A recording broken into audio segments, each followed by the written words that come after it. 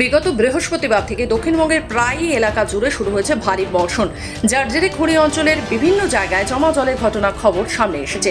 তবে সোমবার পাণ্ডবেশ্বর বিধানসভা শঙ্করপুর কলিয়ারি এলাকার বাসিন্দারা ইসিএল এর জমা আবর্জনা নোংরা জল বাড়িতে ঢুকে যাওয়ায় প্রতিবাদে বিক্ষোভ প্রদর্শন করেন। অন্যদিকে মঙ্গলবার অন্ডলের জামবাদ কলিয়ারি 4 নম্বর পিটে বিক্ষোভ ও ধর্ণা প্রদর্শন করেন কলিয়ারি শ্রমিক সংগঠন HMS। সংশ্লিষ্ট কলিয়ারি শ্রমিক সংগঠন HMS এর সভাপতি অজয় পাত্র জানান, কলিয়ারি কর্তৃপক্ষ এলাকার পদ্মাবতী স্থান মন্দির থেকে বেনেডি যাওয়ার যে প্রধান রাস্তা, সেই দুই রাস্তার পাশে মাটি জমা রেখেছিল। পরবর্তীতে সেই মাটি তুলে নেওয়ায় সেই রাস্তা খালি পরিণত হয়। দুই রাস্তার দুই পাশে জমে যায় জল, ফলে বিপদের ঝুঁকি নিয়ে এই রাস্তায় যাতায়াত করতে বাধ্য হচ্ছেন এলাকাবাসী। অপরদিকে বারবার জামবাদ কলিয়ারি কর্তৃপক্ষকে এ বিষয়ে জানিয়েও মিলছে না কোনো সুরাহা, তাই কলিয়ারি কর্তৃপক্ষকে জানিয়েও হচ্ছে না কোনো কাজ। মঙ্গলবার কলিয়ারির চাণকের কাছে ধর্নায় বসেন শ্রমিক সংগঠন এবং স্থানীয় বাসিন্দাদের এক অংশ।